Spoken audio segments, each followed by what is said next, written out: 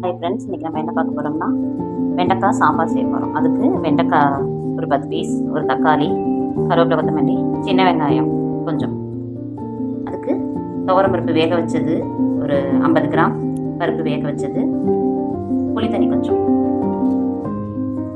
இப்போ நம்ம சாம்பார் வைக்கிறதுக்கு வானலியில் ஒரு ஸ்பூன் எண்ணெய் ஊற்றிக்கிறோம். எண்ணெய் சூடாகவும் கடுகு போட்டு கடுகு தாளிச்சிட்டு கடுகு வெடிச்சோன்னா பட்டை மிளகா போட்டுக்கணும். பட்டை மிளகா கொஞ்சம் சீரகப்பொடி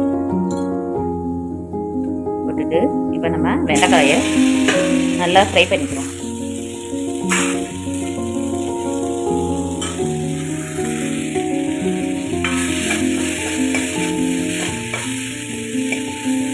நல்லா ஃப்ரை ஆகட்டும்.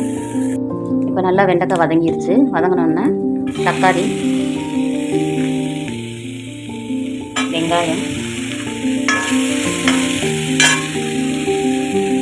அதோட வேக வச்ச பருப்பு,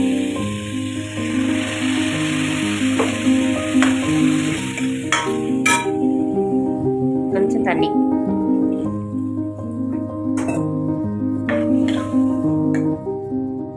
மூடி ஒரு 10 நிமிஷம் வேக வைப்போம். காய் இப்போ நல்லா வெந்துருச்சு.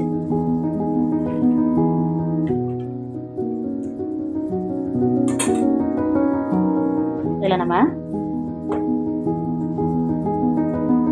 உப்பு,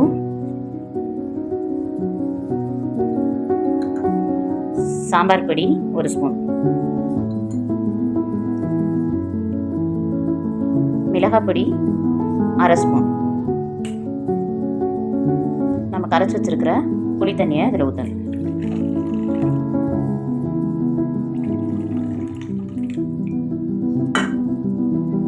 கொஞ்சம் பெருங்காயத்தூள், கொஞ்சமாக வெல்லம் போட்டுக்கோங்க. வெல்லம் வந்து உங்கள் வீட்டில் சேர்க்குறதா இருந்தால் சேர்த்துக்கோங்க, இல்லைன்னா விட்டுறலாம். நாங்கள் வந்து எங்கள் குடும்பத்தில் சமையலில் வெல்லம் கொஞ்சம் கொஞ்சம் சேர்த்துக்குருவோம். எல்லா இதுலேயுமே சேர்க்க வேண்டியதில் சேர்த்துக்குருவோம். கொஞ்சம் கருவேப்பிலை,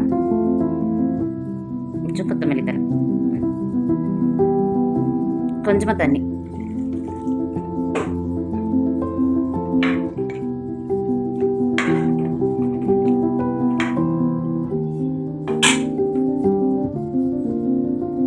அவ்வளோதான். சாம்பார் கொதி வந்துடும், நம்ம இறக்க வேண்டியதுதான். சாம்பார் இப்போ கொதி வந்துருச்சு. நம்ம இதோட ஆஃப் பண்ணிக்கிடுவோம். சாம்பார் வெண்டைக்காய் போட்டு வைக்கிற சாம்பார் காயில் வெண்டைக்காய் சாம்பார் ரொம்ப டேஸ்ட்டாக இருக்கும். இன்னொன்று முருங்கைக்காய் போடுற சாம்பாரும் டேஸ்ட்டாக இருக்கும். அதனால் சமைச்சு பாருங்கள், ரொம்ப நல்லாயிருக்கும்.